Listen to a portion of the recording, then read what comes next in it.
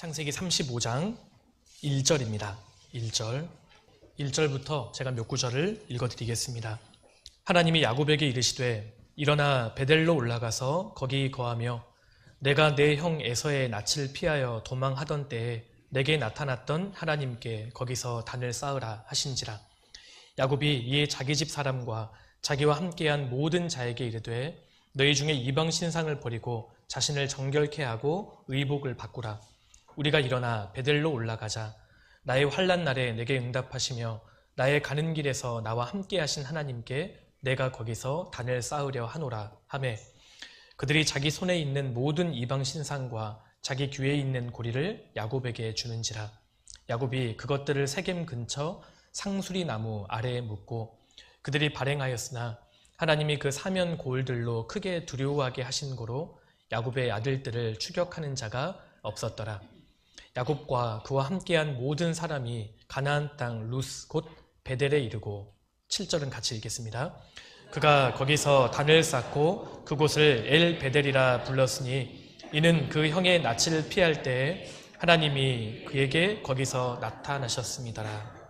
됐습니다. 이 말씀에는 이 베델이라는 그 지명이 나옵니다. 잘 아시는 대로 이 베델은 하나님의 집이라는 뜻입니다.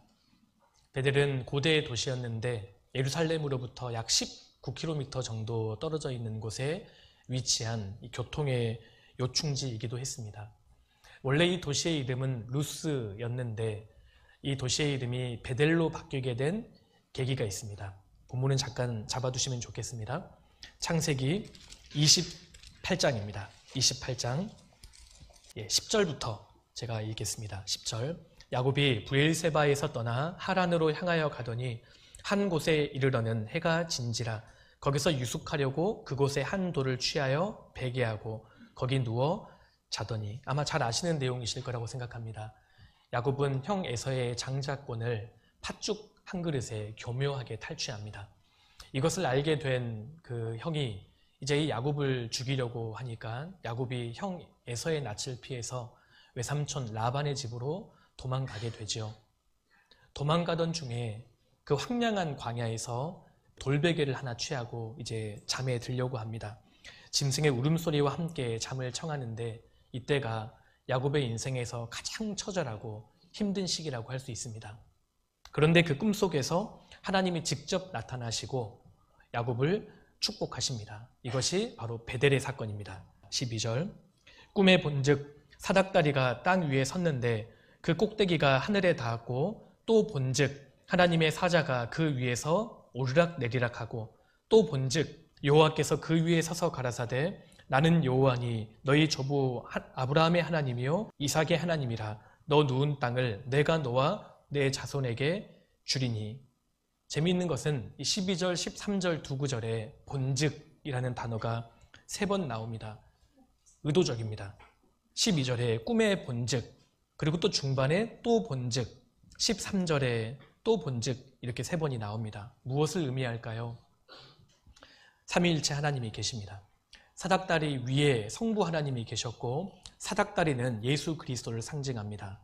하늘과 땅을 연결해주는 사닥다리, 우리의 중보자 되시는 예수 그리스도십니다. 거기에다가 하나님의 사자가 그 위에서 오르락 내리락하고 성령이 교통하십니다. 여기 삼위일체의 성부 하나님, 성자 하나님, 그리고 성령 하나님이 나타나셔서 야곱을 축복하신 겁니다.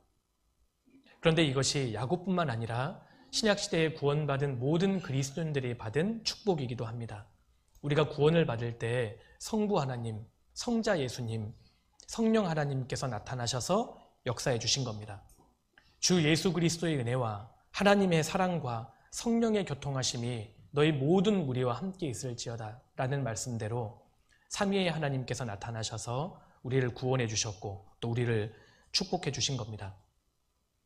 여하튼 이날 삼위의 하나님이 나타나셔서 야곱에게 축복을 선언하십니다. 야곱의 생애 속에서 가장 감격스럽고 하나님을 처음으로 만났던 장소입니다. 그곳이 바로 베델의 사건입니다. 18절입니다. 18절. 야곱이 아침에 일찍이 일어나 베게 하였던 돌을 가져 기둥으로 세우고 그 위에 기름을 붓고 같이 읽어보실까요? 그곳 이름을 베델이라 하였더라. 이 성의 본 이름은 루스더라. 야곱은 하나님의 은혜에 너무 감격해서 제단을 쌓고 그리고 하나님 앞에 자신의 인생을 서원합니다. 한마디로 이 베델은 야곱의 인생 가운데 처절한 고통의 순간이 있을 때 하나님을 만났던 첫사랑의 장소입니다. 그 후에 야곱은 라반이 있는 집까지 도망을 가서 그곳에서 20년 동안 살게 됩니다. 그 20년 동안 야곱은 결혼도 하고 또 큰 식구들도 얻게 되고 많은 짐승과 재산들을 또 얻었습니다. 그리고 돌아오던 중에 하나님의 은혜로 형 에서와도 또 화목이 이루어지고 여하튼 모든 것이 잘 되는 것처럼 보였습니다. 지금 이 야곱은 조상들의 땅으로 돌아오고 있었습니다. 사실 야곱은 자신이 서원했던 베델로 돌아오거나 그리고 아브라함과 이삭이 살았던 헤브론으로 돌아와야 했습니다. 그런데 돌아오던 중에 이 세겜이라는 지역이 있었는데 그곳에 정착을 하고 맙니다. 우리 33장 몇 장 뒤로 넘겨보시겠습니다. 33장 18절입니다. 야곱이 밧단 아람에서부터 평안히 가나안 땅 세겜성에 이르러 성 앞에 그 장막을 치고 그 장막 친 밭을 세겜의 아비 하몰의 아들들의 손에서 은 100개로 사고, 여기 세겜성에 이르러 성 앞에 장막을 치고, 세겜은 산악지대에 있는 평지였습니다.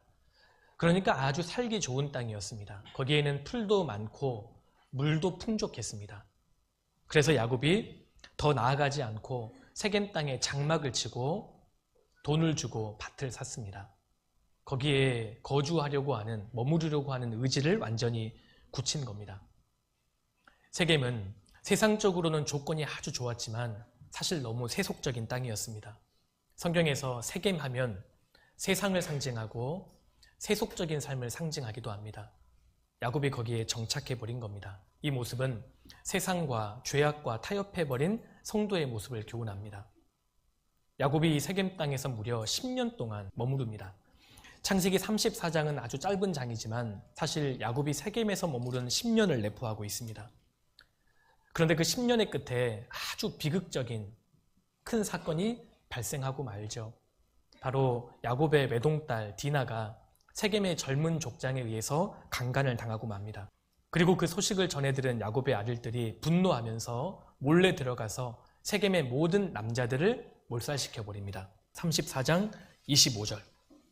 제3일에 미쳐 그들이 고통할 때에 야곱의 두 아들 디나의 오라비 시므온과 레이가 각기 칼을 가지고 가서 부리중의 성을 엄습하여 그 모든 남자를 죽이고 칼로 하몰과 그 아들 세겜을 죽이고 디나를 세겜의 집에서 데려오고 야곱의 여러 아들이 그 시체 있는 성으로 가서 노략하였으니 이는 그들이 그 누이를 더럽힌 연고라.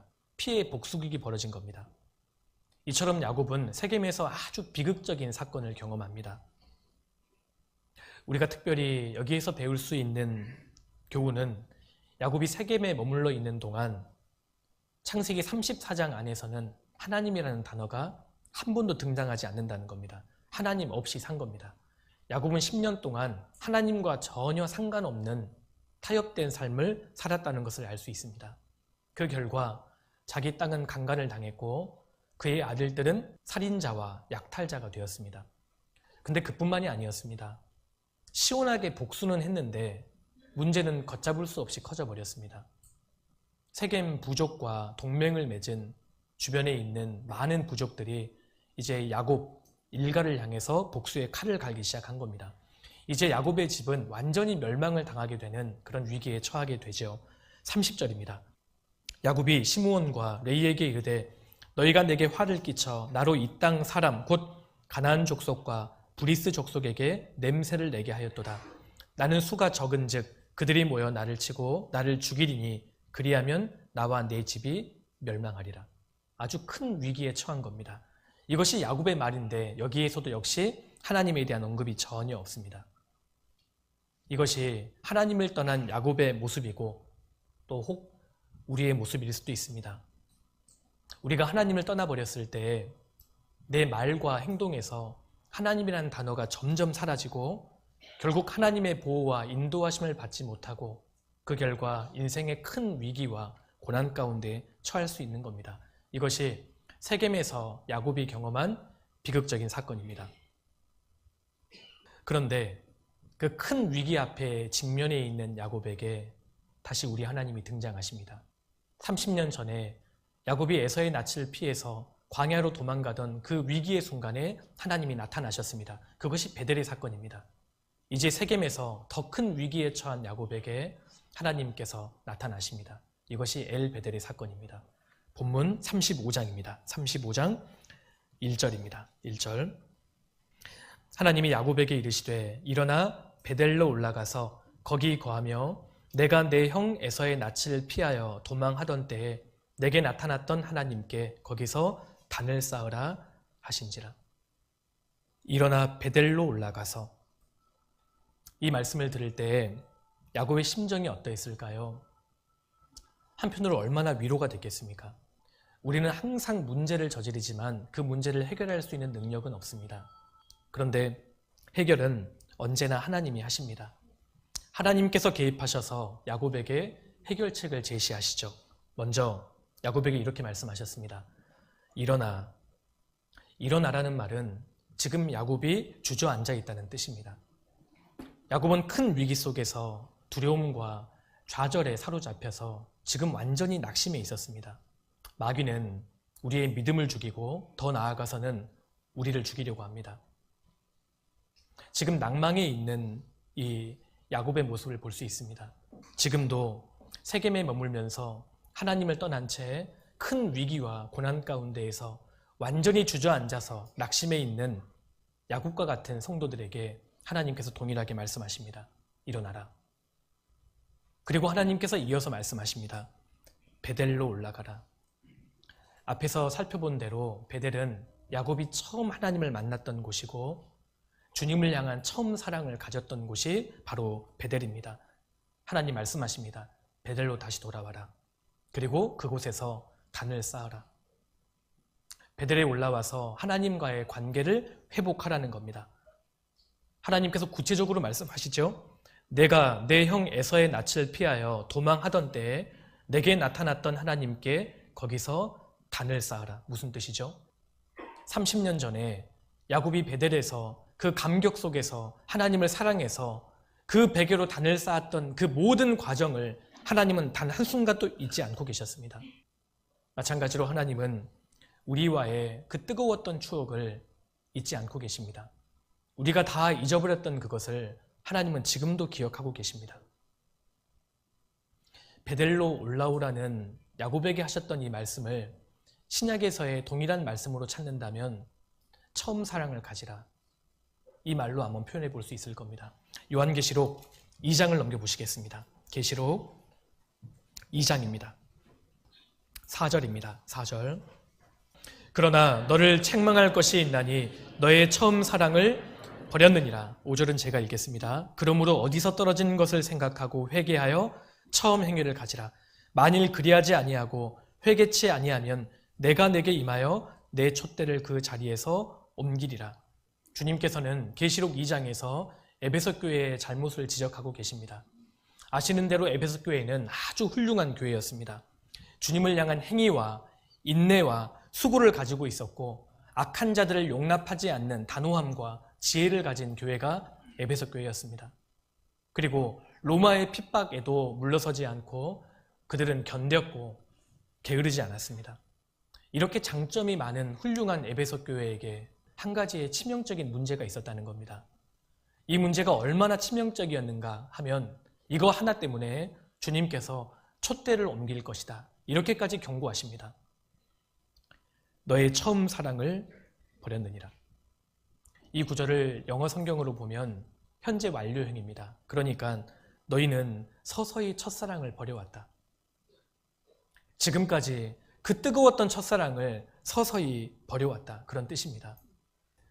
구원받은 그리스도인의 주님을 향한 이 처음 사랑의 문제는 굉장히 중요합니다. 신앙에서 굉장히 중요한 문제입니다. 첫사랑의 문제 말입니다.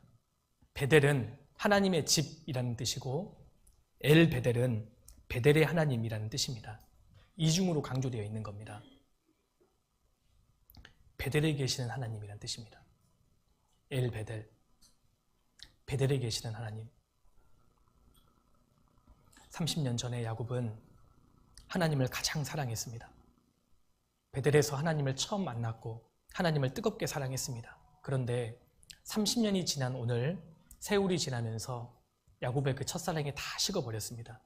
그러다가 인생의 엄청난 폭풍을 만나서 야곱이 깨어지고 낮아지면서 다시 베델로 돌아옵니다. 하나님은 베델에서 야곱을 기다리고 계셨습니다. 베델에서 기다리시는 하나님을 보면 우리가 신앙의 큰 은혜를 받을 수 있습니다. 야곱의 인생을 보면 이 하나님의 사랑을 볼 수 있습니다. 우리가 아무리 실패하고 넘어지고 포기해도 하나님은 우리를 버리지 않습니다. 하나님은 절대 우리를 포기하지 않습니다. 그 하나님의 사랑은 우리를 끝까지 추격해오고 지금까지 쫓아왔습니다. 하나님은 나를 버리지 않습니다. 초월하는 인내를 가지고 그 사랑이 나를 끝까지 쫓아와서 나 자신이 나를 포기할 때에도 하나님은 나를 버리지 않으셨습니다. 그리고 기어코 첫사랑의 자리로 데려가십니다. 호세아 3장 넘겨보겠습니다. 1절입니다. 여호와께서 내게 이르시되 이스라엘 자손이 다른 신을 섬기고 건포도 떡을 즐길지라도 여호와가 저희를 사랑하나니 너는 또 가서 타인에게 연애를 받아 음부된 그 여인을 사랑하라 하시기로. 보십시오. 그 당시에 이스라엘 자손이 우상을 숭배하고 우상의 제물인 건포도 떡을 어김없이 즐기고 있었습니다. 그런데 놀라운 구절은 여호와가 저희를 사랑하나니, 하나님은 우리를 버리지 않습니다. 내가 때로는 하나님을 버려도 하나님은 나를 끝까지 버리지 않습니다. 십자가에 죽으신 사랑은 버리지 않는 사랑입니다. 그 엄청난 사랑의 크기가 지금도 여전히 내 앞에 있는 겁니다. 그 사랑으로 오늘 나를 대우하십니다. 30년 동안 하나님은 한 번도 야곱을 버리지 않았습니다. 그리고 베델로 올라오기를 기다리고 계셨습니다. 야곱은 이 하나님의 사랑을 깨닫고 어떻게든 이 감격을 표현하고 싶었습니다. 그래서 다시 베델을 부릅니다. 창세기 35장 15절입니다. 같이 읽으시겠습니다. 하나님이 자기와 말씀하시던 곳의 이름을 베델이라 불렀더라. 야곱은 30년 전에 불렀던 이름을 다시 부르고 있습니다. 베델을 진짜 베델되게 하고 있는 겁니다. 오늘 이 창세기 35장의 이 본문의 핵심은 주님과의 첫사랑을 회복해야 한다는 겁니다.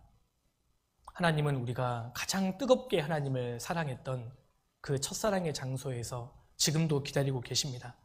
지금도 하나님은 우리가 베델레에 올라오기를 기다리고 계십니다. 세상과 죄에 완전히 오염되어서 하나님을 떠나버린 야곱과 같은 성도들에게 주님은 변함없는 사랑으로 끝까지 포기하지 않습니다. 그리고 때로는 우리에게 인생의 폭풍 같은 큰 시련을 허락하셔서라도 낮아지게 하고 깨어지게 해서라도 처절하게 무릎을 꿇고 다시 첫사랑의 장소로 돌아오게 하십니다. 부활하신 예수님께서 베드로에게 나타나셔서 한 가지를 물으십니다. 요한의 아들 시몬아, 내가 나를 사랑하느냐? 내가 정말 하나님을 가장 사랑하고 주님을 정말 뜨겁게 사랑하고 있습니까? 내가 이 사람들보다 나를 더 사랑하느냐? 정말 그 무엇보다도 남편보다, 아내보다, 부모와 자녀보다 그 누구보다도 주님을 가장 사랑하느냐? 모든 것보다 주님을 더 사랑하느냐? 주님은 그것을 오늘 우리에게 물으십니다. 이것이 신앙의 핵심에 속합니다. 다른 것은 다 부차적인 겁니다. 이것이 신앙의 핵심입니다.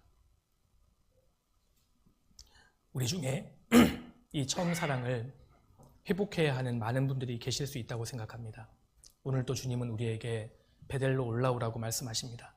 우리 모두 베델로 올라가서 주님과의 처음 사랑을 이 마지막 시대에 반드시 회복해야 합니다. 내가 구원을 받은 지 얼마 되었다고 자랑하지 말고, 내가 지금 교회에서 어떤 직분을 맡았는지를 자랑하지 말고, 내가 지금 어떤 봉사를 하고 있는지를 자랑하지 말고 마음으로 주님을 뜨겁게 사랑하고 있는가, 이것을 물어야 합니다. 나도 한때 뜨겁게 주님을 사랑했노라고 말씀하시는 분들 잘 들어보십시오. 신앙은 현재 진행형입니다. 같이 기도하시겠습니다.